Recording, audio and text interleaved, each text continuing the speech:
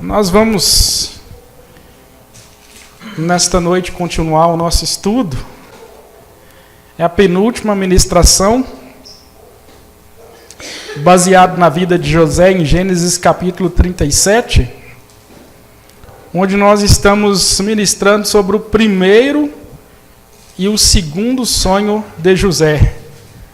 Esse patriarca querido que é um exemplo de vida nas Escrituras, onde nós podemos aprender muito com ele, muitas lições de confiança e ousadia na soberania de Deus. Esse patriarca, ele tem sido muito explorado,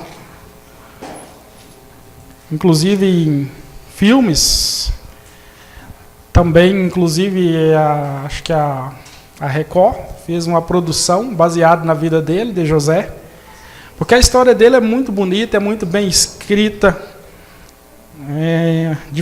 Só pensando em termos literários, é uma maneira realmente muito profunda de valores, de detalhes, que você, ao ler, não tem como você não ser impactado ou impactada. Não somente colocando um ponto de vista espiritual, mas também um ponto de vista literário. Porque quando eu li a história de José, por exemplo, eu era criança. Eu não entendia nada de Jesus. Eu não entendia nada de igreja. Eu não congregava em uma igreja.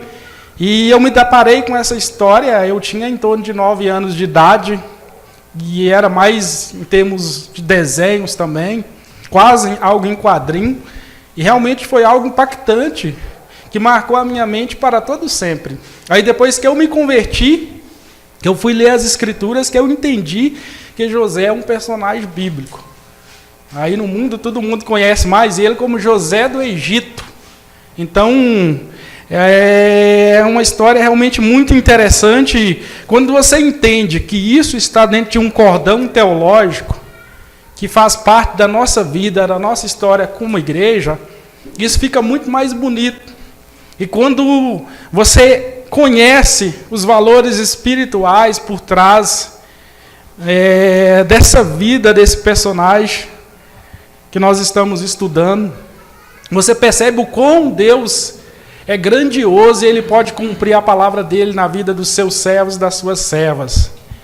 Eu olho para a vida desse menino aqui, com 17 anos, ele tendo sonhos a respeito da vontade divina, do desejo do coração de Deus para a vida dele, mas sem uma compreensão profunda em termos bíblicos como nós temos hoje. Hoje nós temos as Escrituras, nós temos toda a trajetória da vida dos patriarcas, nós temos o conhecimento dos profetas, nós temos o conhecimento do nosso Senhor e Salvador, a sua vida, história, os seus milagres, os seus feitos, a sua grandiosidade. E nós temos todo o relato da vida dos apóstolos, as suas proezas no Senhor, as obras que eles realizaram no Senhor. E você analisando por esse lado, você vê uma pessoa com 17 anos receber uma visitação de Deus, onde Deus lhe traz sonhos e desejos do seu coração para a vida da sua família, do seu pai, dos seus irmãos. E não tendo todo um conhecimento bíblico como nós temos, quão difícil era permanecer por tanto tempo na presença de Deus, podemos imaginar. Mas aí nós percebemos o quão grande é esse homem na galeria da fé. Respeitadíssimo em Israel, entre os rabinos, na nação de Israel, em toda a literatura israelense, ele é muito respeitado como um dos personagens bíblicos de um caráter imprimido de uma forma profunda em obediência a Deus, ao ponto de certas situações que outros homens não conseguiram escapar, em termos de pecados, ele conseguiu honrar a Deus. Mesmo não tendo todo um pacote de revelação, de conhecimento, eu creio que nem tão profundamente adestrado teologicamente no ensino, sobre o Deus de Israel, até mesmo que os patriarcas, eles tinham experiências com Deus, mas eles não tinham esse vasto conhecimento que nós temos sobre o Deus de Israel, sobre o plano de Deus na vida do Deus de Israel. Quando os patriarcas vieram, não teve Moisés, não teve a manifestação no Sinai, eles não tinham essa perspectiva que nós temos de Deus. Nós temos muita informação, e nós temos o mestre dos mestres nos ensinando através das Escrituras. E eles não tinham isso. Então, se você pensar em termos familiar, você percebe que Jacó, as esposas dele, tinham ídolos em casa. Era um problema difícil naquele contexto onde aqueles homens eram cercados de nações pagãs e uma das suas esposas carregavam ídolos. Então, se você olhar para um patriarca como o pai de José, para doutrinar ele, não teria como doutrinar, por exemplo, como nós doutrinamos e ensinamos vocês sobre Deus, porque eles não tinham essas informações. E nem por isso ele, em momento algum, negou o Senhor e deixou de ver Deus no plano da sua vida. Ao ponto lá, quando ele encontrou os seus irmãos indagaram a respeito de tudo que estava acontecendo. Ele disse se porventura ele estava no lugar de Deus ou sobre os planos de Deus, porque Deus é quem sabe o que faz. E hoje nós temos todo esse armazenamento bíblico, teológico. Você abre a internet hoje, existe uma vasta biblioteca de conhecimento, de informações sobre homens de Deus, não apenas bíblicos, homens de Deus no decorrer da história que honraram a Deus, que tiveram experiência com Deus, que viram glória de Deus, manifestação de Deus, e muitas vezes nós ainda vacilamos na nossa caminhada. Nós minimizamos o poder e a grandeza de Deus. E uma das coisas que eu percebo sutilmente que mais nós minimizamos é a soberania de Deus sobre as nossas vidas. De que existe um Deus que Ele vai cuidar da tua vida do início ao fim. Um Deus que diz que desde o ventre da tua mãe Ele já te conhecia. E que Ele vai estar com você todos os dias até a consumação dos séculos. E nos momentos mais cruciais das nossas vidas, nós vacilamos. Nós desacreditamos nesse Deus soberano que cuida, que nutre, que nos guia. E esse patriarca, nós não vemos isso. É por isso que eu estou falando da vida dele. Porque ele é um exemplo de vida para a minha vida e para a tua vida. Porque tudo que ele passou, nós aqui, ninguém passou nem 1% ainda. Nem 1%. Nem 1% do que esse patriarca passou, do que ele enfrentou desde os 17 anos. Eu desconheço aqui quem passou a tua vida aí 13 anos dentro de cadeias. E cisternas, eu desconheço. E ele passou um grande período da tua vida dentro de uma prisão. E as prisões daquele tempo não eram muito diferentes do contexto de hoje. Ou talvez eram piores. Eram mais difíceis, com certeza. As condições eram, com certeza, mais precárias ainda. E esse patriarca passou um grande período da tua vida dentro de uma cadeia. E nós não passamos isso. E em momento algum nas Escrituras nós o vemos blasfemando, desacreditando na soberania e no plano de Deus. Por todos os teus anos de vida, não existe isso nas Escrituras. E nós, por muito menos, nós desacreditamos. Por muito menos nós duvidamos da vontade e da bondade de Deus. Hoje nós vivemos numa igreja onde até concernente às coisas naturais, a pessoa está desempregada, está desqualificada profissionalmente, desqualificada intelectualmente para exercer talvez uma profissão ou concorrer com pessoas mais qualificadas e mais preparadas. Essas pessoas, elas batem na porta de um emprego e não conseguem esse emprego. Deus é o culpado de tudo.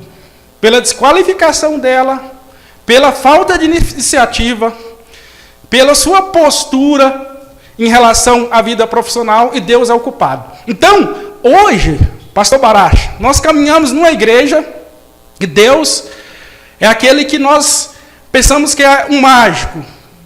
Nós estamos preparados, qualificados, então nós buscamos Deus para bater e abrir uma porta de emprego.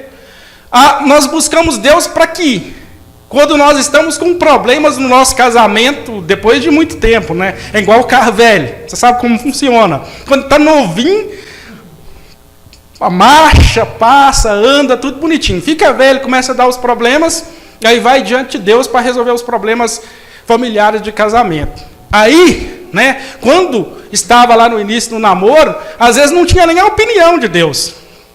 Nem orava a Deus. Quando estava no início do relacionamento, Deus estava afastado.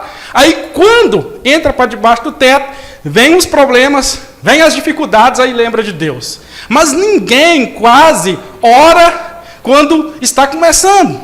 Para ter Deus como Senhor, para ter Deus como aquele que guia, para ter Deus como aquele que cuida, como ter Deus como aquele que é o Deus que abençoa até as finanças. Então veja bem, então nós vivemos nessa igreja, nesse tipo de cristianismo, onde o nosso Deus, ele está ali sempre para suprir as nossas necessidades e resolver os nossos problemas, assim como um mecânico está numa oficina para resolver os problemas de um carro que está com defeito, está quebrado. Mas, quando você olha para a vida desse patriarca, não é esse tipo de Deus que ele busca. Não é esse tipo de Deus que ele serve. A vida dele está esfrangalhada, aos pedaços, pulverizada. Ele está passando grandes dificuldades e problemas na sua vida. E, em momento algum, ele invoca esse Deus. Dessa maneira. É dessa maneira que nós entendemos e compreendemos Deus. E aqui nós temos ensinado fielmente, em relação às coisas naturais dessa vida, o nosso trabalho, os nossos relacionamentos. Vamos primeiro para a palavra de Deus, entender que ela é uma bússola para nos guiar, para nos alinhar, é um prumo para a nossa vida, ok? Se nós vivemos na palavra, caminhamos na palavra, na instrução, esse tipo de situação, temos as escrituras. Não precisa nem orar, tá? Não precisa. Problema de casamento não precisa orar. Não precisa. Primeiro que a Bíblia nem fala isso, né? Para ficar orando para resolver o problema do casamento. Tem um manual. É instrução, conhecimento. Estou com problema nessa área? O que as escrituras dizem sobre isso? Eu vou aplicar esse princípio. Estou com alguma dificuldade nessa área? O que as escrituras dizem? Eu vou aplicar. Tá? E nós vamos focar a nossa oração. Nós vamos focar a nossa comunhão e a nossa intimidade com Deus. Então nós temos um manual para todos os problemas de fé e prática. Então se nós conseguirmos separar essas questões, nós vamos ter uma espiritualidade que vai fluir mais. Nós vamos entender que nós estamos em pé de igualdade em algumas situações com as pessoas que não servem a Deus. Nós vamos nos aperfeiçoar e nos qualificar para que aí a graça de Deus ela venha sobre nós. Eu não acredito que se você vai numa empresa, você é uma mulher de Deus, de oração, você tem a qualificação lá, um PhD numa área, eu tenho um PhD, você fez até um projeto científico melhor do que o meu, e de repente tem uma vaga, uma empresa que está precisando de alguém no perfil, está eu lá, um depravado, um mulherengo, beberrão, que Deus não vai ter misericórdia de colocar a tua vida. Aí ele pode fazer alguma coisa. Você está mais qualificada, está mais preparada para conseguir essa vaga. Então, por que eu sempre estou pontuando isso? Porque a gente quer que a igreja caminhe no caminho certo. No caminho da blasfêmia, da murmuração, qualquer coisa está reclamando de Deus, qualquer coisa está murmurando de Deus, como se Deus fosse uma muleta. A gente não quer isso aqui. A gente quer um povo maduro, um povo inteligente, um povo que pensa. Crer é também pensar, tem que pensar. Nós temos que pensar como homens e mulheres de Deus. Então, sobre a vida desse patriarca, não sei se vocês têm percebido, eu estou pegando um monte de coisa e jogando na lata de lixo em relação à vida dele. Porque o que você vê aqui, em Gênesis capítulo 37, até o final da vida dele, no decorrer dos outros capítulos, é um homem que teve uma vida íntegra, que teve muitas situações realmente terríveis, embaraçosas, e que em momento algum ele deixa de negar, deixa de estar debaixo da soberania e da vontade de Deus, mesmo tendo muitas dores e muitos sofrimentos, muitas angústias e muitas tristezas. Nós somos humanos, somos frágeis, somos de carne e osso. Muitas vezes a gente vai murmurar, vamos reclamar.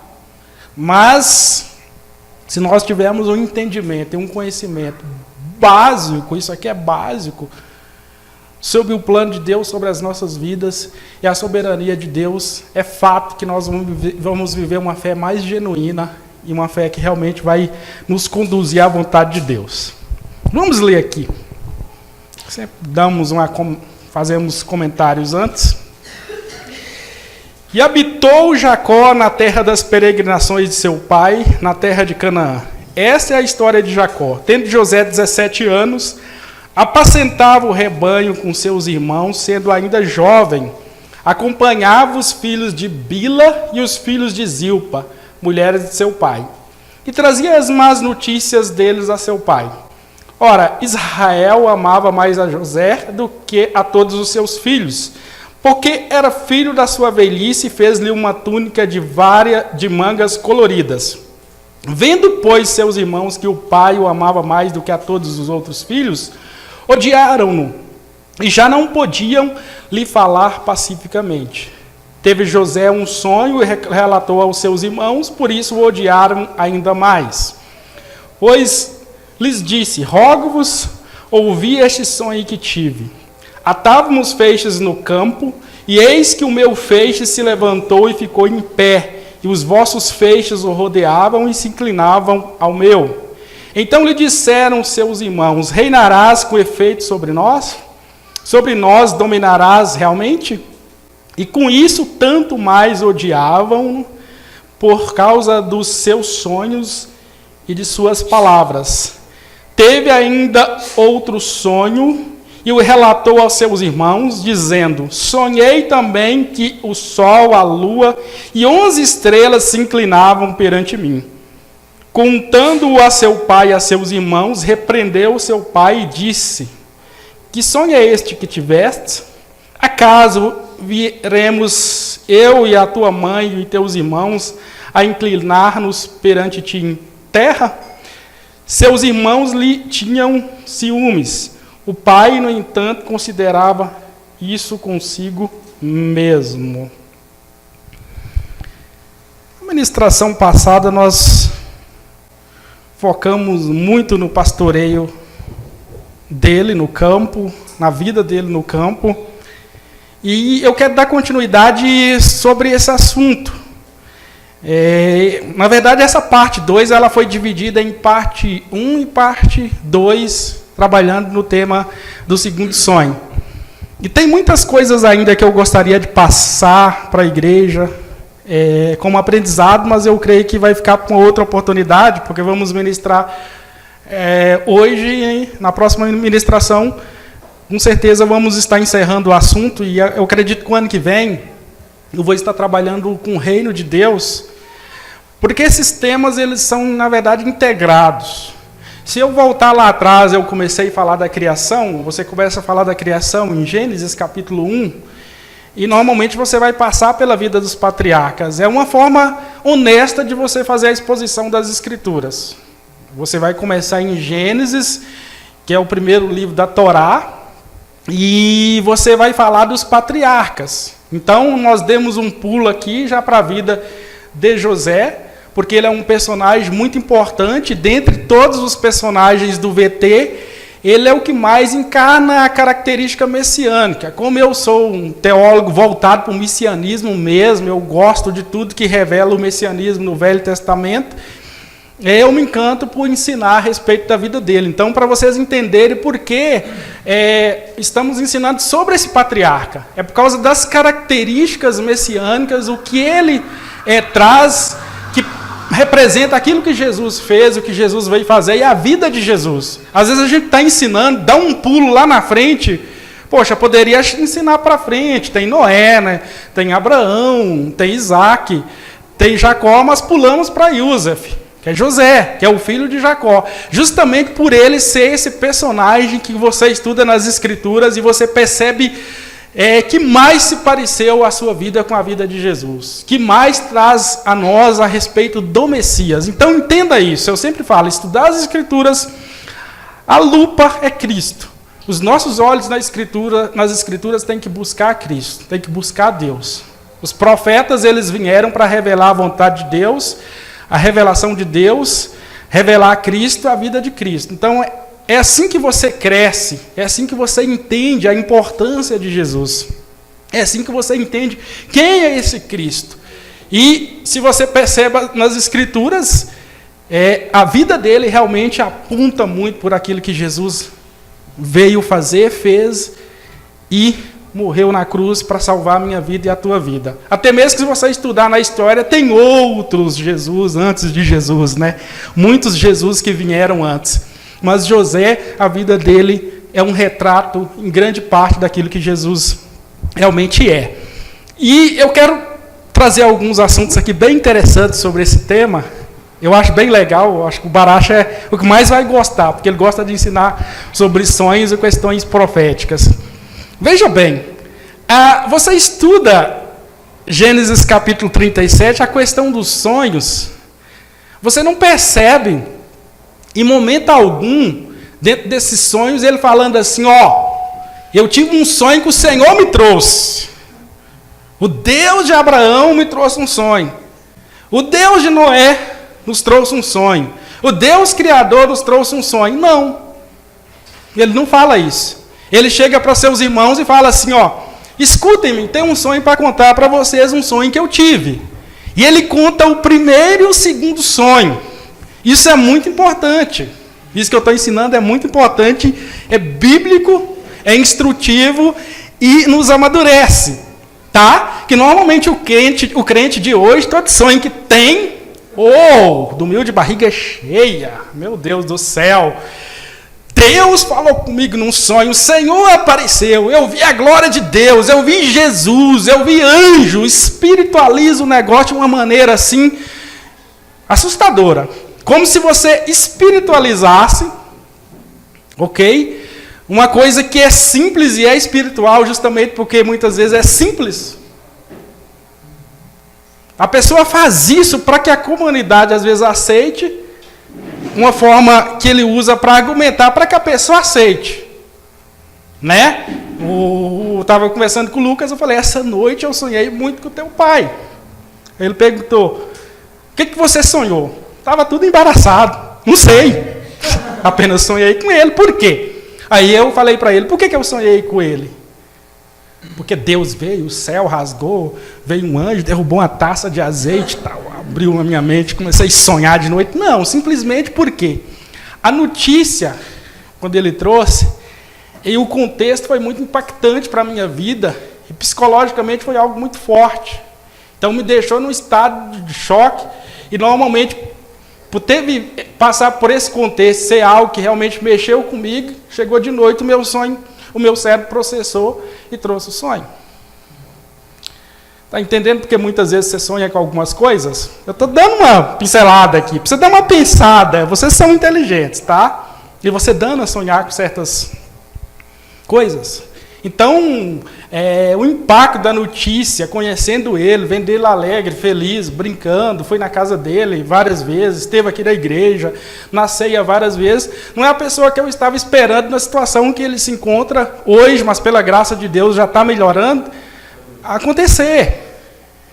Então, a questão do sonho ela é bem interessante. Então, veja bem, ele teve o sonho e ele conta o sonho como sonho. Ok? Se apoiar em Deus para validar um sonho antes do cumprimento, nem sempre é correto. A pessoa tem um sonho, alguma coisa, uma palavra até que Deus trouxe, ela se apoia no nome de Deus para validar aquilo, para autenticar.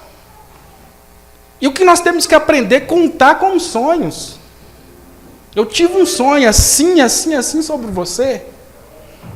Eu tive um sonho assim, assim, assim, assim. Normalmente eu sonho e pergunto o Baracha, que ele é o meu intérprete de sonho. Sempre eu ligo e pergunto para ele. Eu tive tal sonho. O que quer dizer? Ele vai lá, ele tem as ciências místicas da Cabala, do Egito, interpretação. E aí ele me traz a interpretação. Então, se você tem um sonho, é apenas um sonho. Se sonhou sobre uma pessoa, conte como sonho. A pessoa que vai receber esse sonho, que você está contando, ela que precisa refletir sobre isso. E ficar atenta a respeito disso. Então, o que as pessoas fazem hoje? Elas têm um sonho, elas já falam que Deus me deu um sonho. Jesus me trouxe um sonho. O Espírito Santo me trouxe um sonho. Não tem sentido isso. Aí elas querem validar o sonho, autenticando com o carimbo do nome do Senhor. O carimbo do nome de Jesus. Você sonhar um sonho, você contar como um sonho para mim, eu tive esse sonho sobre você assim, assim, assim, sem mencionar o nome de Deus, ou mencionar, é indiferente. O importante é que se vai se cumprir ou não. Então o que muita gente faz? Antes, até de se cumprir, ela já está autenticando, é de Deus. Não, quando é de Deus? É de Deus quando se cumpre. Aqui é uma igreja que normalmente nós temos muito essa experiência. As pessoas sonham e as coisas acontecem. Pastor Mike normalmente é tira e queda, como diz em Minas. Então fica atento, a hora que ele contar aí, o sonho dele aí, que ele acerta no sonho. A Rejane também sonha muito, conta, se cumpre. Porque isso é espiritual. É espiritual você sonhar, você como crente, como servo de Deus, o Espírito Santo ele traz muitos sonhos. Ele traz muitas revelações da vontade de Deus para a sua vida, para a vida da igreja, para a vida da comunidade. Então o grande problema que nós vemos é quando você quer se apoiar em Deus para fazer com que aquele sonho seja de Deus, e não precisa disso. Isso é um grande ensinamento na vida desse rapaz. Ele teve o sonho, contou para os seus irmãos, mas ele não usou o nome de Deus. Ele poderia usar para intimidar os irmãos. Deus me deu um sonho, assim, assim, assim. Não está nas Escrituras, ele não faz isso. Ele não menciona isso. Só que o pai dele sabia que o negócio era de Deus. O sonho era de Deus, porque Jacó tinha discernimento. Ele tinha entendimento. Então veja bem o que a palavra de Deus ela diz sobre isso, e ela nos adverte no profeta Jeremias, capítulo 23, versículo 28. O profeta que tem um sonho, conte o sonho. Aquele que tem a minha palavra, fale a minha palavra. O que tem a palha com trigo, ok? Então o profeta que tem um sonho, conte o sonho. Aquele que tem a minha palavra, fielmente fale a minha palavra. É uma advertência. Se você tem um sonho, conte o sonho como sonho. Conte o sonho, fale o sonho, anuncie o sonho, fale o sonho. Você terá menos problemas se você não colocar o nome de Deus no negócio. Eu tive um sonho assim, assim, assim, assim. Conte o sonho como sonho. Não fica colocando o nome de Deus, o Espírito Santo, que Deus me falou, que Deus me disse isso, que Deus me diz aquilo, porque o que vai fazer que um sonho, uma palavra, ela seja de Deus ou não, é o cumprimento. Se Deus falou, se Deus trouxe, se aquilo é de Deus, se aquilo é do Espírito Santo, vai se cumprir. Agora, se não é, não vai. E esse é o grande problema da igreja pentecostal brasileira e neopentecostal, a falta de maturidade de entendimento. E isso cria um problema na igreja. Uma irmã, uma vez estava aqui, disse que viu um teto aberto e todo mundo caía dentro do buraco negro. Que Deus mostrou que o teto estava aberto e tal, e que tinha um buraco, e esse buraco todo mundo era arrastado para dentro desse buraco e tal. Comprometedor. Tem gente que tem sonho de pastor que não tem nada a ver. Tem gente que tem sonho da igreja que não tem nada a ver. E vai e fala que Deus falou, que Deus deu aquela palavra, que Deus deu essa direção, que Deus veio e trouxe isso. Isso é muito perigoso.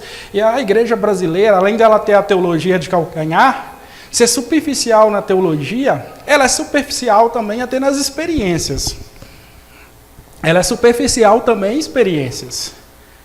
Porque se as experiências elas são profundas com Deus, e Deus traz em excesso os sonhos se cumprem, de fato a igreja está mais madura nas experiências. À medida que nós estamos profundos em Deus nesse tipo de experiências, Deus vai trazer mais e elas vão se cumprir.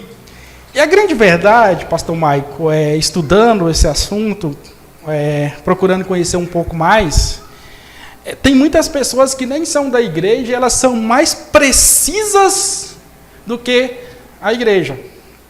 Eu relato para você, a Regiane estava assistindo, de uma senhora, não sei se é ucraniana, de um país, ela era criança e ela ficou cega. E lá no início dos anos 90, ela relatou a questão das torres gêmeas. Olha a precisão, tá? Olha a precisão, as torres gêmeas. E tem uma coisa impressionante que eu nunca vi um profeta da igreja brasileira trazer, e ela trouxe e está registrado. Ela é até venerada, a pessoa não é de igreja, é do mundo lá.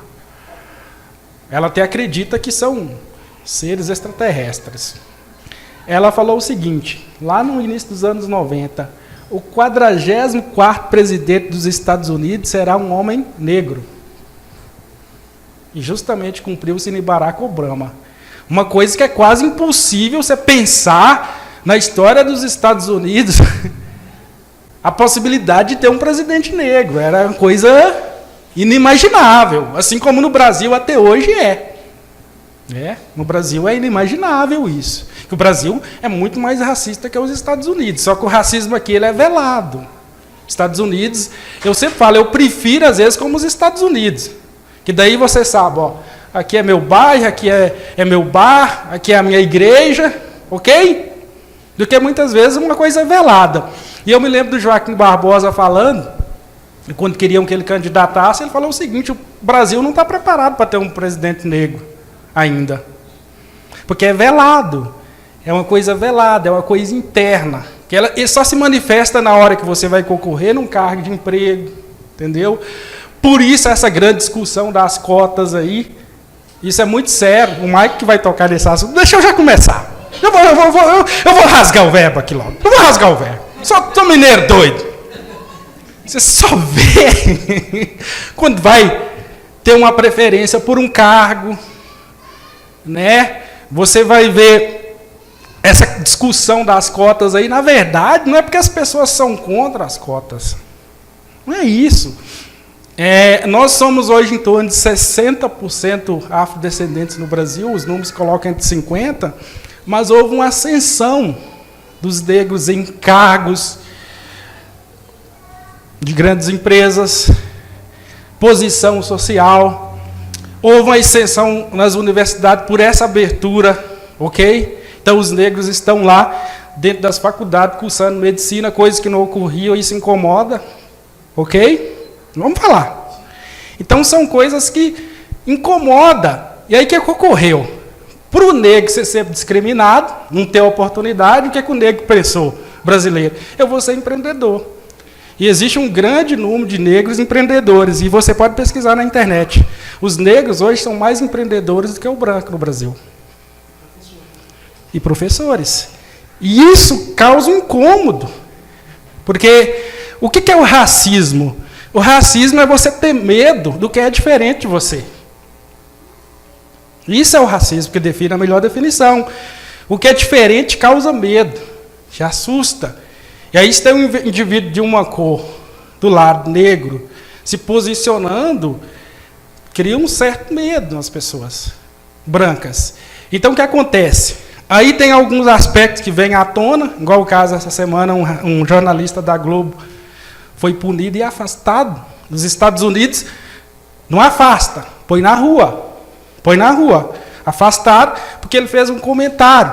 Estava alguém buzinando lá, de um lado, ele falou para o outro cara que ele estava entrevistando, ó, isso é coisa de preto. Então o que acontece? Olhando por esse aspecto, o que ocorre em grande parte é isso. E é um assunto que a igreja brasileira ela toca pouco no assunto. Então, assim, isso precisa ser trabalhado também. Isso precisa ser falado, precisa ser ensinado. Tem questões que realmente envolvem política no meio, mas a igreja ela tem que ensinar, ela tem que instruir. É o papel da igreja. O papel da igreja é educar, é orientar. Mas a gente vê muito isso. A gente vê muito isso. E tem situações que a gente passa na pele. A gente passa na pele e extravia para o nosso lado. Eu sou uma pessoa bem ética nesse sentido. Vou contar uma experiência que eu só contei para o Maico. O dia do aniversário de casamento, nós fomos numa peixaria, curitibano, ali, peixaria, acho que é peixaria, restaurante lá, frutos do mar, para mim é peixaria. Aí, a gente chega, atende, senta na mesa, Will, e eu sou um negão bonito, né? Senta, aí, primeira coisa que vem, já veio oferecer a coisa mais barata. Vai oferecer a mais barata. Esse aqui, esse aqui, esse aqui. Como era dia do meu casamento, falei, não, vou pegar o melhor. Uma data de casamento. Aí eu pedi. Aí, daí a pouco, o garçom vai, chega um monte de gente e senta do lado do outro. Vocês já sabem como é que é. Aí, toda aquela atenção ao atendimento. Esqueceu de nos trazer uma vez o suco. Aí chegou, apareceu, a Sofia começou a querer alguma coisa. O suco. O cara foi lá fabricar a uva, ok? Plantar, trazer e depois trouxe o suco. Aí estamos esperando. Aí chega outras pessoas, passam na frente. Não esquece os outros, entendeu? O dinheiro vale mais, o atendimento, aí passa a gente e não traz. Aí chega o outro, atende. Aí a hora que vem, gente, o que está acontecendo? Tem um compromisso agora, 2 horas, tinha um compromisso mesmo de atender um cliente na empresa, e 1 hora dentro. Nunca vi isso. Ai, me esqueci, meu Deus do céu, esqueci. Aí estava na hora quase de fechar o restaurante, tinha só uma família lá comendo. A gente levantou e vamos embora. E quando nós fomos levantar, estávamos indo embora, aí todo mundo preocupado, o que houve? Eu falei, não, simplesmente não fomos bem atendidos. E aí o garçom, o cara estava lá para dentro. E aí a menina do caixa falou, perguntamos quanto que dá, pegou a notinha da X, a gente pagou como se tivesse comido. Aí ele veio todo envergonhado. Ai, desculpa, perdão, porque eu falei, eu vou fazer diferente, eu poderia brigar. Poderia ter uma atitude diferente. Mas eu vou dar uma lição nesse cara, para mais nunca ele fazer isso com alguém. A hora que chegar, eu quero que por toda a vida dele, ele carregue essa experiência. Se eu brigar, é tudo que ele ia querer, que eles iam querer. Então ele vai carregar essa experiência. Que ele nunca julgar que pela cor da pele eu não tinha, um negro não tem condição de pagar um jantar ou um almoço. Aí paguei um almoço, só que tem um detalhe surpreendente que vai mais surpreender vocês, que eu sempre menciono. Ele não era branco. Você vê que eu não estou puxando para nenhum lado. Ele não era branco, ele era da minha cor. E uma coisa que eu sempre digo, o negro,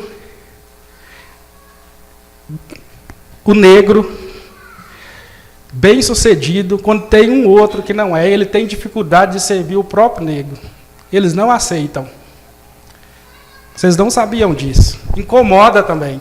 Ele não era branco. E eu sempre soube disso daí. O preconceito dentro do negro, muitas vezes, é com o próprio negro, entre a própria comunidade. Para refrescar a memória de vocês, para você ver que aqui a gente está sendo honesto no que está falando. Então, essa questão de que o branco tem preconceito, não. O negro se incomoda com o negro, mas bem-sucedido. Sabia disso, doutor Maes? É uma coisa que eu sei, sempre soube, só que eu não gosto de falar desses assuntos, tocar desse tipo de tema, sempre vivo na minha e tal. Mas é uma coisa interessante, Will. Eu sempre soube disso daí. Então, para vocês ficarem atentos, ver como é que é o problema. Se já tem esses problemas lá fora, imagina os problemas, às vezes, que a igreja tem desafio pela frente aí. Não sei porque eu falei esse assunto, mas entrei no assunto. Então, vamos voltar lá ao texto? Vocês ficaram bem prestando atenção, pensativos, hein? Por a gente nunca ter falado, realmente chama atenção. Veja bem, então o profeta Jeremias, ele diz: quem tem um sonho, conte o sonho como sonho. Então, se você sonha, tem um sonho, Deus traz algo, você fale como sonho, tá? Entre o sonho e as realizações existe um preço. Existem dores de partos. Nesse aspecto de sonho, estamos falando em todo sentido. Você está fazendo a faculdade, não está? É um sonho que você tinha. Não tem sofrimento? É fácil. Você com um caio todo dia, muitas vezes com frio, desanimada. Você, às vezes, entra no carro, no ônibus para estudar, porque é o teu sonho. É um sonho de vida que você tinha. Você queria construir aquele sonho. E até realizar esse sonho tem um preço. O grande problema hoje das pessoas, elas sonham, mas elas não querem pagar preço. Acham que tudo é fácil. É simplesmente conseguir. Mas existem dores. Existe parto, existe sofrimento. Então, tudo que você vai tentar fazer, ou que você sonha ou almejou, você vai ter que pagar o preço. Senão, não adianta murmurar. Agora, se você foi lá, pagou o preço, se dedicou, aí já entra no direito de falar alguma coisa, de começar a falar alguma coisa. Mas o que tem ocorrido hoje? Pessoas ambiciosas, cheias de motivações, de perspectivas, de sonhos, mas em momento algum elas querem lutar por isso. Elas querem que simplesmente as coisas acontecem, ou que Deus dê um empurrão. Aí o pastor tem que orar: eu quero abrir aquela escola, aquela empresa, eu quero ser isso, eu quero ser aquilo, mas aí a igreja ela tem que entrar e orar e o pastor ser o guru. Então o pastor hoje ele se posiciona como um guru. Ele tem que orar para que os desejos, as ambições das pessoas se realizem. E quando não se realiza, ou a culpa está em Deus, ou a culpa está na igreja, a culpa está no pastor, está nos irmãos, está na comunidade. Todos nós temos que sonhar e desejar, querer crescer, querer mais. Isso é bíblico. Deus nos deu o potencial de constantemente crescermos e irmos avante e irmos adiante. Mas um detalhe: existem sofrimentos, existe um preço a ser pago, existe dedicação. Ninguém consegue nada de um dia para o outro. Você pegar a história de qualquer homem aí, Tesla, Einstein, qualquer homem aí que fez Henry Ford, criou a Ferrari, houve uma dedicação, um preço a ser pago para que eles conseguissem montar essas empresas, trazer essas grandes invenções para a humanidade. Então, nós precisamos ser maduros nesse sentido. Nós vamos desejar, nós vamos sonhar, mas antes entendendo que há um preço a ser pago antes disso. Tá? Então José ele pagou um grande preço até que o sonho se cumprisse. Ele passou por cisterna, ele passou por cadeias, ele passou por humilhações, ele passou por dores até que o sonho se cumpriu. A vida, se você ver, nunca teve misericórdia de nenhum sonhador. O Martin Luther King é um dos homens que nós podemos mencionar aqui. Ele foi um grande sonhador. Ele morreu, inclusive, pelo sonho, né? Por aquilo que ele acreditava. Porque muitos homens eles vão morrer por aquilo que eles acreditam e desejam. Que ele queria ver a liberdade. Um homem branco, um homem negro comer na mesma mesa. No mesmo caso, o Nelson Mandela, que é um outro exemplo. Um homem que é um exemplo, que ficou preso, pagou um grande preço, porque ele estava trabalhando sobre a questão do apartheid na África do Sul. Homens que pagaram um preço. Você vê a história de Gandhi, né? Pela liberdade da Índia. Ele chegou a fazer em torno de 5 greves de fome, correndo risco de vida, batalhando para que a Índia se tornasse o que é hoje. Homens que pagaram preço. Né? Em contrapartida, tem homens no Brasil que poderiam ter uma grande biografia, mas por causa da corrupção não acontece. O Inácio, que nós conhecemos, é um homem que veio lá do Pernambuco, em Pau de Arara, que era aquele caminhão. Fizeram até um filme, O Filho do Brasil.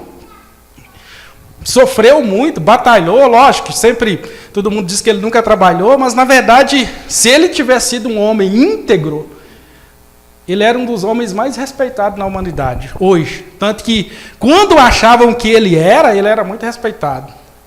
Mas por não conseguir segurar a tua ganância, a corrupção, por não conseguir ficar sem montar uma quadrilha para roubar a nação, ele queimou toda a sua biografia.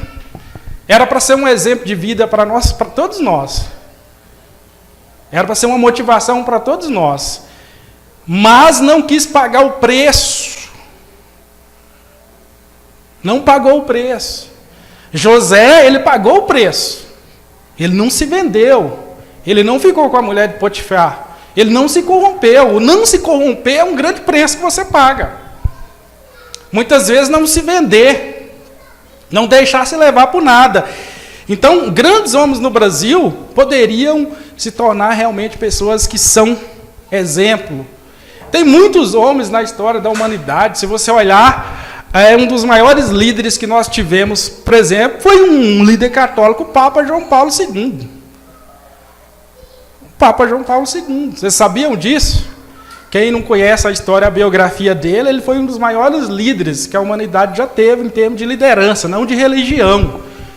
Estava preocupado realmente com as questões da humanidade e se posicionava em relação aos problemas da humanidade. Mas, para você ver um sonho se realizar, você precisa entender que não há um sonhador que a vida lhe teve misericórdia e lhe poupou algo. Há um preço a ser pago. E o preço, às vezes, é dor. É sofrimento. Nós perdemos grandes homens de Deus no Brasil, homens que tinham grandes sonhos para essa nação, para a evangelização, vocês sabem disso aí, para o avanço da igreja brasileira, que no meio do caminho eles pararam. Por uma das questões que José ele fugiu, por exemplo, que é o assédio moral, a questão da mulher de Potifar. Nós temos grandes líderes aí, quando não se corromperam no lado financeiro, se corromperam em alguma área moral nesse sentido. Porque não pagaram com o preço da dor, do sofrimento, entendendo que as coisas elas não são fáceis. O tempo é amigo do sonho, mas pode se tornar como inimigo do sonhador. O que nós percebemos na vida de Iosef e José é que o tempo ele é amigo do sonho. O tempo, independente se é 1 ano, 10 anos, ele não está contra. O que você deseja, o que você sonha para a tua vida, o que você tem projetado, o tempo não é o inimigo. Só que nós, às vezes, pensamos que o tempo é o vilão, é o inimigo. Nós estamos num empreendimento, num projeto, num desafio que tem um planejamento em determinado tempo. E nós sabemos que muitas situações nós não conseguimos cumprir um cronograma daquilo que nós colocamos como projeto de vida, daquilo que nós colocamos como algo vital para a nossa vida. Às vezes, dentro do tempo daquilo que nós traçamos, nós não conseguimos realizar. E o que hoje a nossa mente ela é forçada a querer tudo muito rápido. Hoje você vive num mundo que um clique você resolve o problema de uma compra. A Sofia é engraçada, né? Esses dias ela chegou para a Rejane e falou assim: mãe, eu sei como é que eu posso ter tal brinquedo. Aí mamãe, como? Você abre o site da internet, dá um clique no link, compra e o entregador entrega na porta. E esses dias eu comprei comida pelo site. Eu sou muito brincalhão, vocês sabem, né? Falei, Sofia, comida se compra pela internet, não precisa cozinhar no fogão. Ela ficou muito feliz.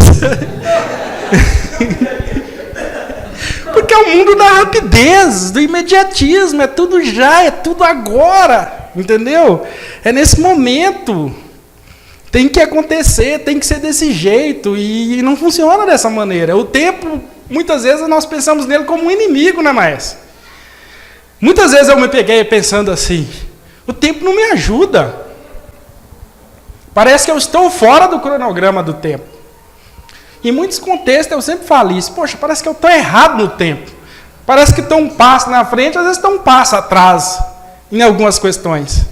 E às vezes o tempo se torna um vilão, um inimigo, mas não tem nada a ver. Ele está a nosso favor. O tempo é nosso amigo. O tempo te amadurece, o tempo te prepara.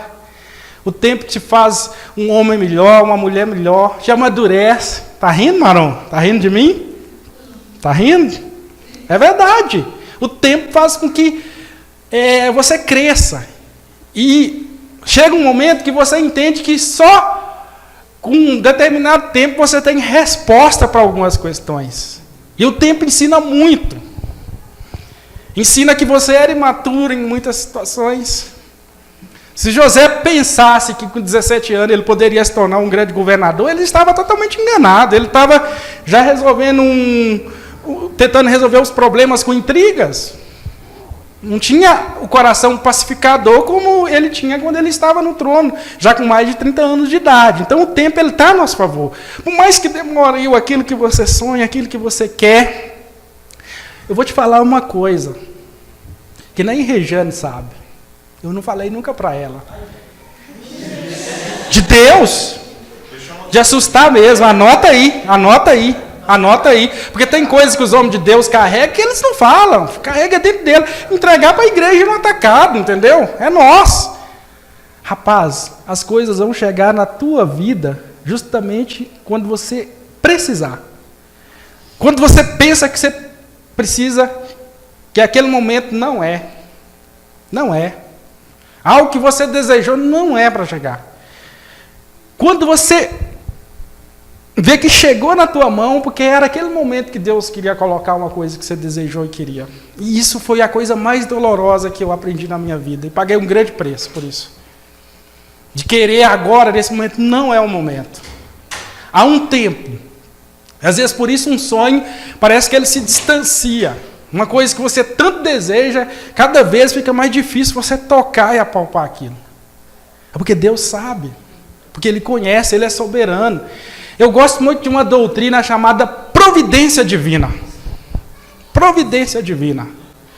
Quando Maria estava grávida, preocupada, tensa, Jesus no seu ventre, bebezinho, e quem ficou grávida já sabe disso, a Andressa, a Regiane, tem muitas preocupações. Só que Deus estava preparando os camelos lá do outro lado, no Oriente. E os camelos vieram, os magos, e trouxeram incenso, mirra e ouro naquele exato momento. Como é que pode isso acontecer? Deus deu um sinal de uma estrela, e eles vieram e trouxeram isso. Então, tudo vai chegar na tua mão no momento certo. Seja qualificações espirituais, sejam dons. Se Deus te derrama sabedoria igual Silas Malafaia, você vai virar o segundo Silas. Vai perseguir a comunidade LGBT, eles não vão querer ouvir minha pregação mais. Pelo amor de Deus. Né, maestro? Já pensou se faz com você igual o baixinho lá da China, lá, que é dono de toda a mineração do mundo, que manipula o mercado? Ninguém vai te suportar. Vai gastar o dinheiro tudo com carro importado. Então, Will, é um dos ensinamentos práticos mais profundos que eu recebi. Quando eu pensava que tinha que ser naquele momento, era agora, a coisa tem que ser assim, não era. Depois de muito tempo, eu falei, Deus, tinha que ser agora. O Senhor sabe de tudo. Então o tempo é nosso amigo, ele não é nosso inimigo. Vamos parar de pensar no tempo como inimigo, Rafa. O tempo é teu amigo. Ele trabalha a teu favor. Mas na mente de muita gente, elas pensam no tempo como um inimigo. O tempo se torna como um inimigo. É importante pensar nisso daí. Agora existe uma pergunta que nós começamos a ministrar sobre o tema passado, a ministração passada, que não consegue se calar no meu coração até eu falar para vocês sobre isso. O que os irmãos de José estavam fazendo de errado? O texto não traz isso daí. Só fala que eles estavam fazendo coisas erradas. Quais eram as más notícias? O texto não dá pistas. Mas tá vindo o download. Normalmente você erra ou comete um erro quando você está com a responsabilidade que lhe foi confiada, ok?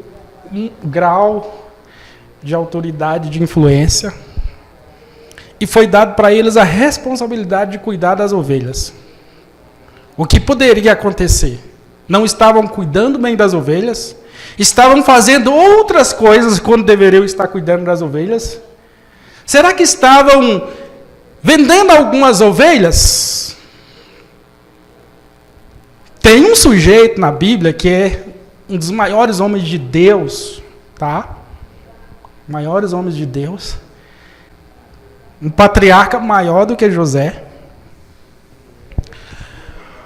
Vocês já leram aquela parte lá que fala que ele teve 2 filhos e que teve a nora e que o primeiro morreu e, segundo a tradição, tinha que assumir? Já leram? Aí o texto diz que o segundo também morreu e ela queria um filho. Ela foi para uma região onde ficavam as prostitutas cultuais. Ela se vestiu como uma prostituta e ele estava passando. E as escrituras dizem que ela abordou a vida dele, do irmão de José. Só que ela falou o seguinte: ó, eu fico com você, mas você tem que deixar o cajado e tataratatá. E aí, que negócio que ele fez com ela? O que ele ia pagar? Uma ovelha. Uma ovelha. Mas o download veio essa noite. Ele pagou com ovelha. Entendeu? Então eles estavam fazendo muitas coisas erradas, Will. Eles estavam no campo, cuidando da administração dos negócios do pai, das ovelhas, do rebanho. Então, você vê algumas pistas no caráter. Se tivéssemos tempos aqui para estudar, várias possibilidades que os outros irmãos também poderiam estar fazendo coisas erradas. Eles poderiam estar fazendo um monte de coisas erradas. Se eles venderam o próprio irmão, gente, você acha que eles não iam vender ovelhas por fora? Fazer um caixa 2? Tá gostando, né, Marão? Então, existem várias, inúmeras possibilidades quando você estuda o caráter deles. Só que aí esse é um ano de pregação. Então, e quem eram esses filhos de Bila e Zilpa? Quem era Bila? Quem era Zilpa? O que as escrituras dizem sobre Abraão? Abraão tinha sua esposa Sarai. E quem era a esposa, a mulher que ele teve um filho? Como é que Paulo fala na frente? No costume, na cultura, como elas eram chamadas? Concubinas e escravas. Um exemplo de Abraão. Paulo aborda isso lá na frente. O filho o herdeiro, o filho da escrava não herdará. Eles eram filhos da concubina, ou usar os termos bíblicos, teológicos, paulinos, filhos da escrava. E José era o filho de Raquel, a mulher amada, que inclusive era descendente da família de Labão, que era da mesma tribo patriarcal. Povo de Deus, uma linguagem clara. Era povo de Deus. Então veja bem, José estava andando, sendo vamos pôr aqui, hebreu puro de sangue, vamos usar aqui mais o lado rabino mesmo, porque era filho de uma hebreia, um hebreu 100% judeu. Os outros ali eram samaritanos, né? Se for fazer uma analogia assim, mais clara para entender o texto. Era uma mistura. Era um filho das escravas, mulheres de outros povos. Então veja bem, ele era um hebreu, uma mentalidade de hebreu, um pensamento de hebreu, crendo no Deus de Israel, recebendo a palavra do Deus de Israel, filho do mesmo pai, ok? Jacó, todos eram filhos do mesmo pai, Jacó, mas ele estava andando com irmãos com mentalidade de escravo. Com mentalidade de escravo. O que acontece hoje, dentro da comunidade, da igreja? Filhos do mesmo pai, conheceram Jesus, foram salvos, mas, em parte, muitos ainda pensam com a mentalidade de escravo. Não basta ser filho do mesmo pai. Não basta Deus ser meu pai e o teu pai. Tem a questão da mentalidade de como eu penso, de como eu concebo as verdades do reino de Deus, de como eu concebo a igreja e a própria vida. Então, José era o filho de Jacó, filho de Israel. Os irmãos eram criados com outras mães que não era a hebreia. Agora imagina o que essas mães ficavam no ouvido, nos ouvidos dos meninos.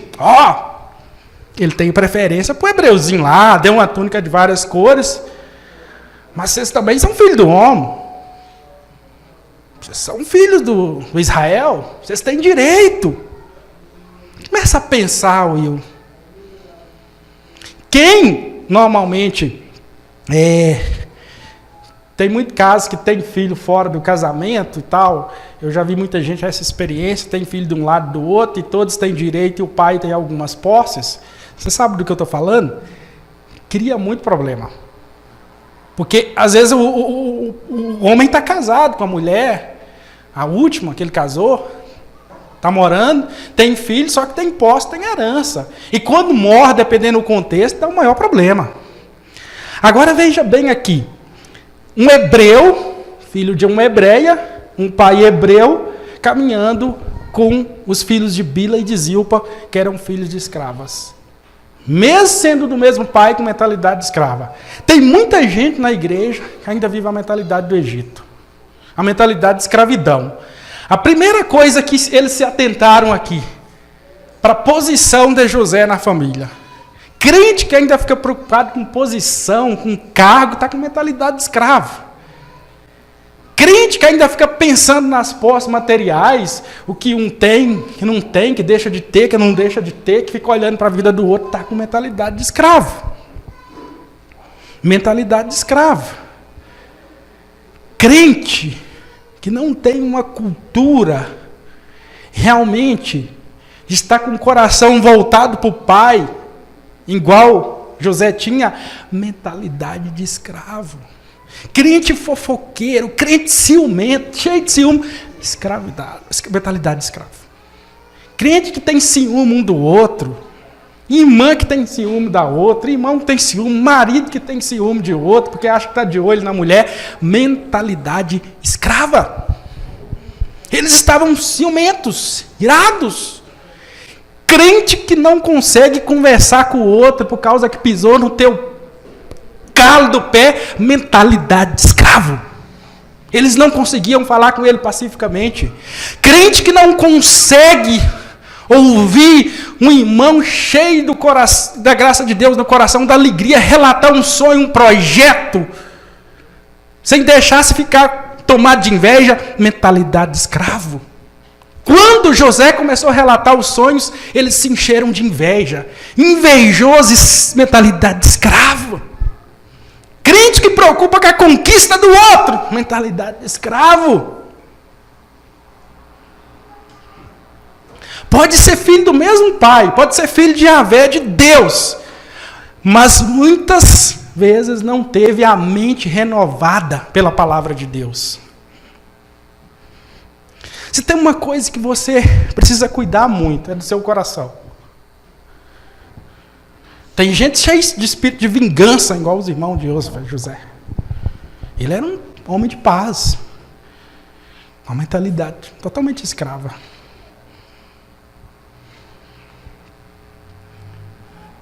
Primeira coisa que uma pessoa com mentalidade de escrava vai fazer. Vai olhar para a posição e não para o sonho. Eles estavam preocupados se José ia reinar. Eles estavam preocupados, peraí meu irmão, vamos sentar aqui, Vamos ver o que esse sonho quer dizer. Está falando aí da família inteira. Não, você vai reinar sobre nós? O que o escravo mais teme, de acordo com a cultura?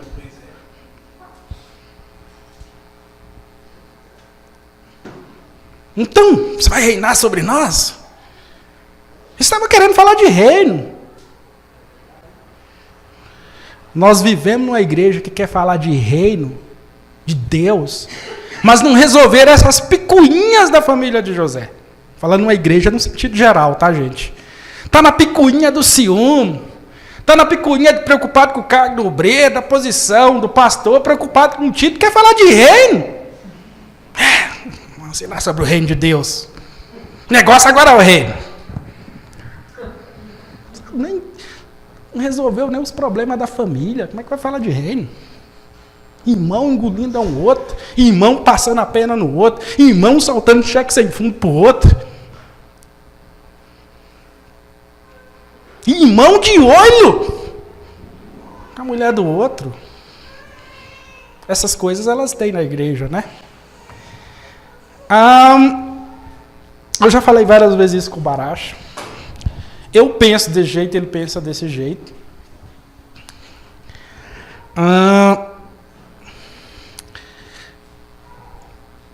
Irmão não tem desejo por irmã, não. Eu nunca tive desejo por irmã, não. Irmão não fica com irmã, não. É muito estranho o irmão ficar com a mulher do irmão. É muito esquisito, né? Nós somos irmãos. Se eu descobrir que uma irmã minha lá de sangue está louca por mim, eu mato ela.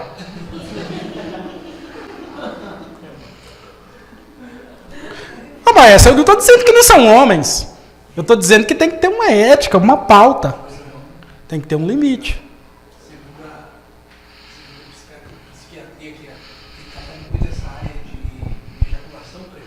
Sim. Porque o maluco, por causa da ansiedade, não chegar no País das Maravilhas, a gente pensa na mãe dele, no momento que ele está fazendo.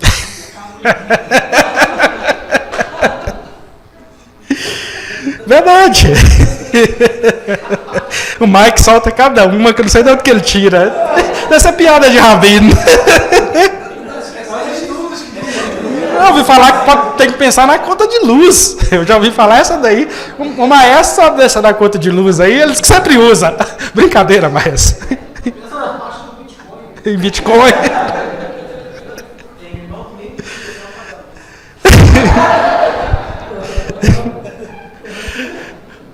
Então, meu irmão, o escravo ele vai olhar para a posição, por cargo, para o status, para o que tem, o que não tem.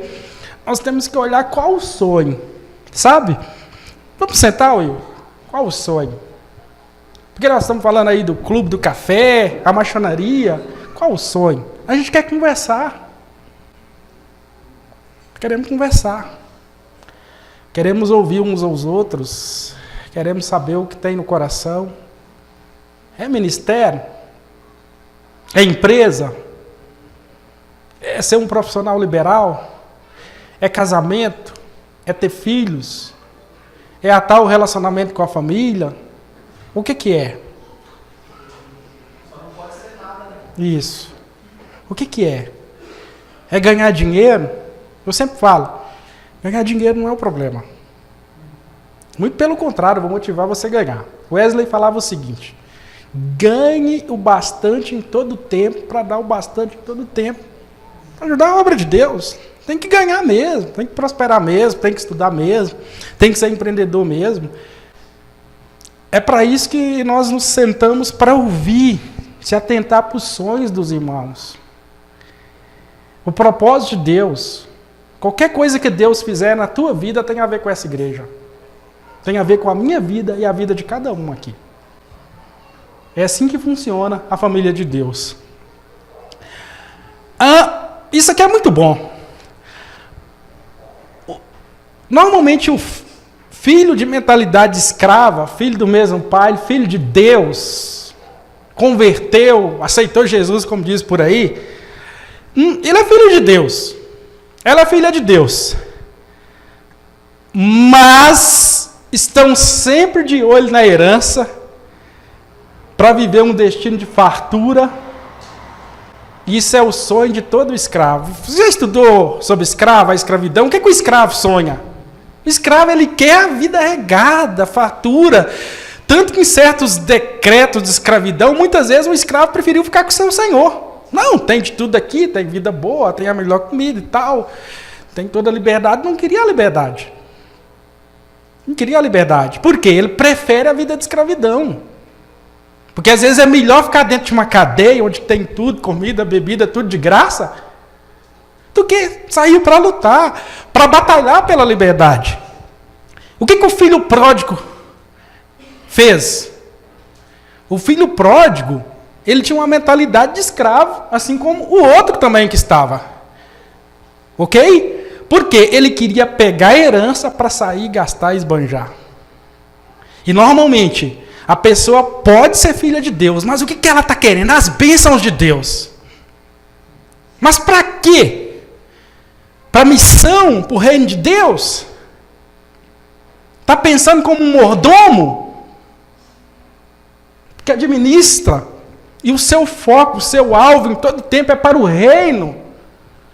Todo mundo, pelas Escrituras, pode prosperar, pode enriquecer, mas se não tem uma visão do reino de Deus, é a mentalidade de escravo. Então, eles estavam preocupados com o quê? Com a herança. O filho pródigo, ele pegou a herança e foi, estourou e gastou tudo, depois voltou. Agora, você percebe o entendimento, como é que ele tinha uma mentalidade escrava, o filho pródigo? Primeira coisa que ele falou, quando deu o problema da comida. Meu pai tem fartura. Primeira coisa que o escravo pensa é isso aí. Entendeu? Ele pensou nisso. A casa do meu pai tem fartura. E eu aqui, pensando como escravo ainda. Voltou com a mentalidade escrava. Agora o pai, com a mentalidade livre que o pai pensou. Né? Não. Meu filho chegou, estava perdido, ó, preparou um anel, preparou uma vestimenta. Olha o que o escravinho, o filho pródigo, era tão mentalidade escrava. Preciso voltar para o meu pai. Estou sentindo falta, saudade do meu pai. Eu amo meu pai. Tenho saudade do meu pai. Não, tem fartura. E eu aqui comendo larota de porco. Ele não preocupou com o amor do pai. Afasta do meu pai.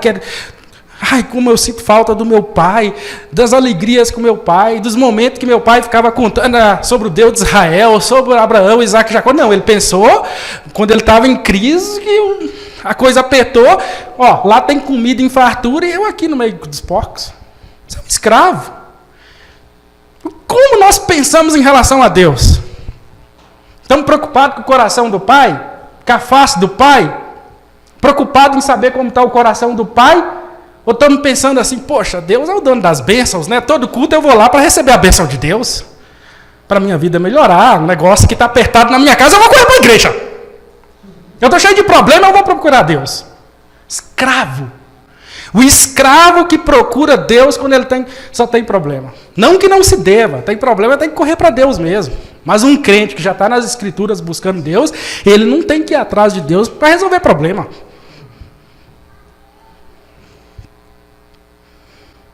Interessante.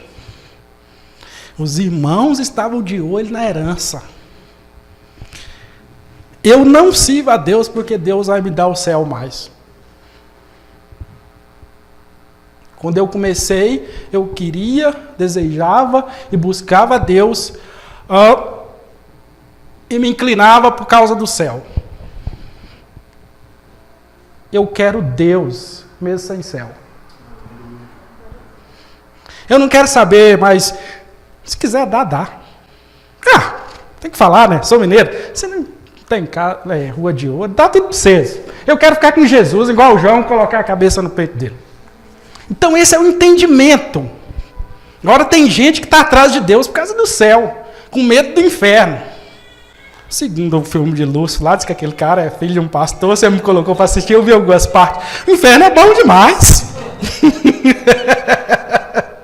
Ué, pro escravo não quer festa, não quer farra, Rapaz, diz que ele é filho de um pastor, parece, né? Aquele rapaz que interpreta o Lúcio. Muito legal as ideias daquele filme, muito pirado, daquele diabo.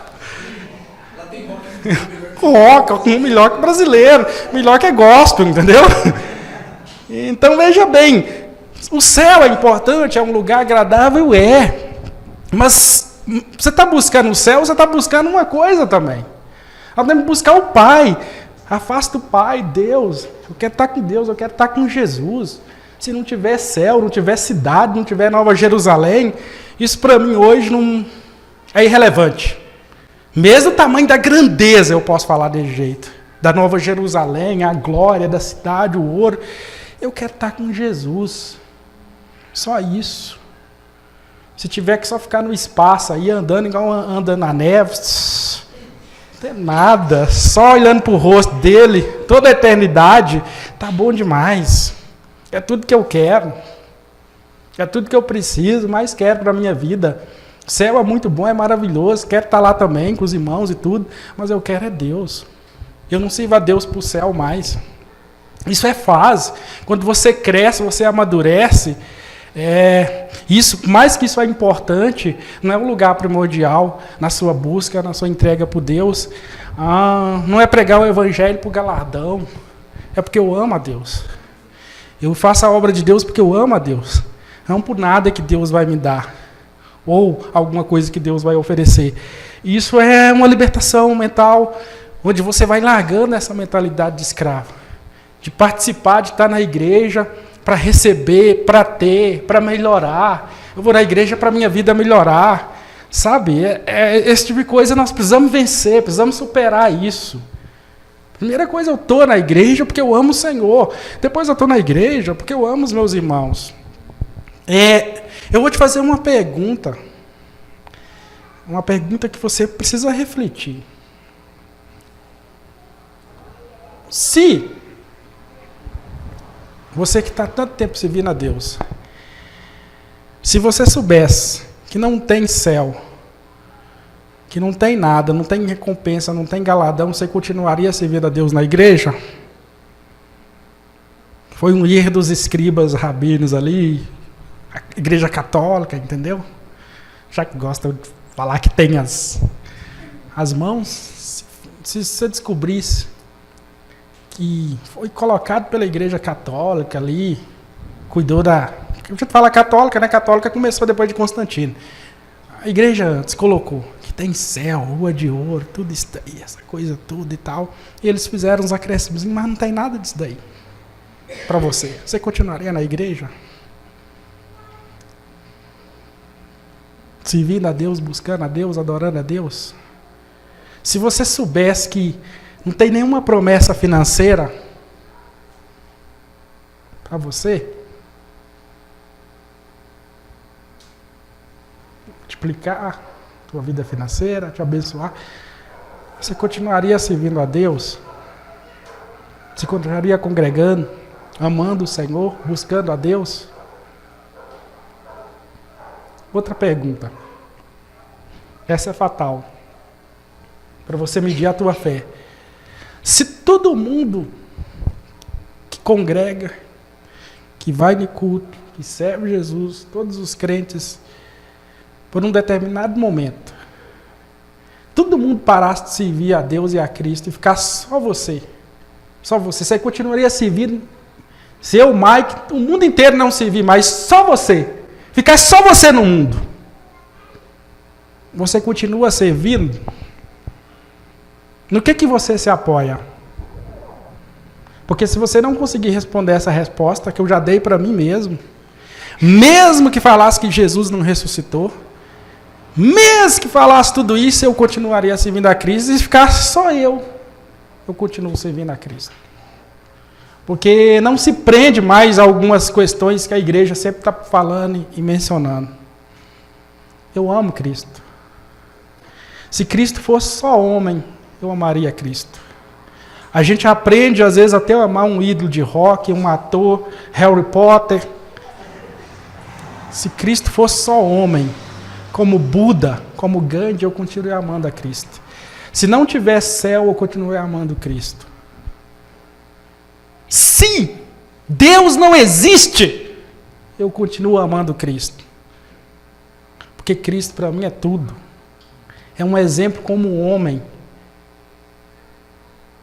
primeiramente, e depois como homem Deus. E tudo que eu recebi de Cristo, tudo que eu sou, eu devo a Cristo.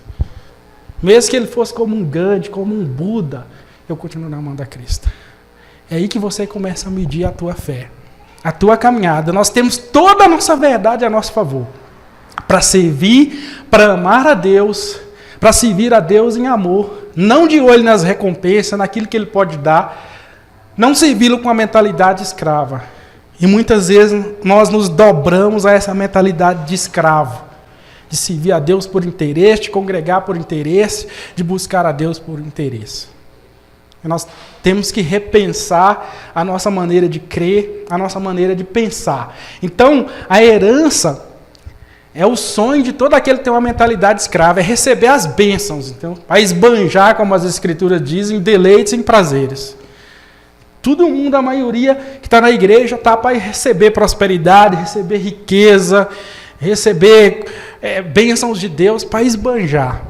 Ninguém está falando assim, ó, reino de Deus, missão, obra de Deus, investir na obra de Deus. Quando investe é porque vão ganhar algo. Tem que ter uma troca. Começou assim. O Brasil começou da forma mais interessante, que se reflete na nossa igreja. O português chegou, ó, no espelho, e o que o índio fazia? Dava o ouro. O português dá uma bebida alcoólica, o português dava algo. Se o Brasil já começou desse jeito, isso reflete na igreja. Nós vivemos uma relação com Deus à base de troca. Eu dou uma oferta para receber algo. Eu vou no culto para receber algo. Eu vou no culto para receber algo. Sincretismo é assim. Mas a oferenda para você receber a proteção. Sim, proteção da entidade. Ele tocou num assunto que eu gosto muito. Como é que funcionava no mundo antigo, no mundo grego, no mundo pagão? Não vinha chuva, não tinha colheita, os deuses estão irados. Você pode ver isso aí na mitologia grega, principalmente. Vamos lá fazer uma oferta aos deuses para que a chuva venha. Correr e buscar a Deus só quando tem problema. Paganismo. Paganismo é assim. Vai buscar a Deus quando eu tenho problema. Estou fechando já aqui. Mais 5 minutos.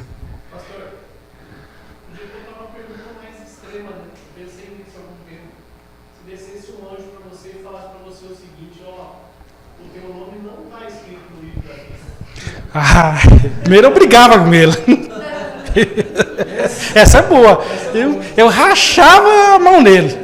Racha fora e eu vou ficar até o fim, cara. Comigo criava problema. Sim. Não, então põe meu nome lá. Essa é boa. Gostei dessa aí. Só 2 pontinhos aqui para terminar. Hoje agora você sabe que eu estou aprendendo artes marciais mistas, né?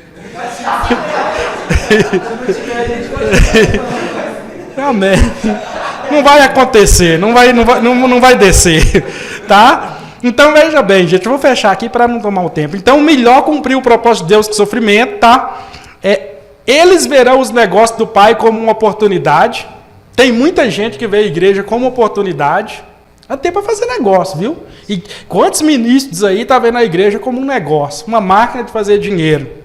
Eu estava vendo algo sobre um dos maiores evangelistas que já teve, o James Swigert. Eu fiquei assustado. Ele era um homem de 160 milhões de dólares naquela época onde o dólar valia. Era 500 mil dólares por dia. 500 mil dólares por dia.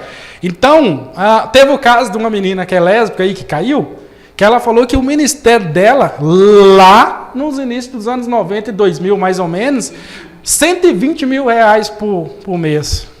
Meu Deus do céu, vou ter que abrir 3 empresas aí para ter um faturamento desse daí, porque se torna um negócio. Aí o camarada entra para a igreja, faz um trampolim para a política, entendeu? Os caras mais bonitos, igual eu, já tá tendo até os modelos gospel. Né, Will? Vender as camisas aí. Ele me colocou a camisa bonita aqui. O cara entende, falou, vai lá e compra assim, assim, assim, ó. Então, o que está acontecendo? A igreja está virando um trampolim para muita coisa, muito negócio.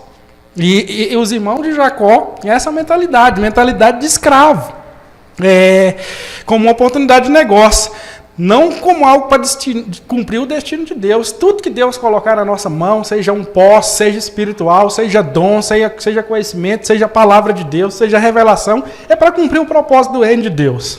Último pontinho, eles irão negociar o propósito de Deus. Eles irão negociar. José era o propósito de Deus, eles negociaram para a vida deles. Eles venderam o propósito de Deus para a vida deles. Deus estava usando José para tirar eles daquela mentalidade de escravidão, para poupar a vida deles, eles venderam José. Negocia o propósito de Deus. Pois não tem discernimento espiritual entre o propósito de Deus e a vida que Deus às vezes coloca diante deles.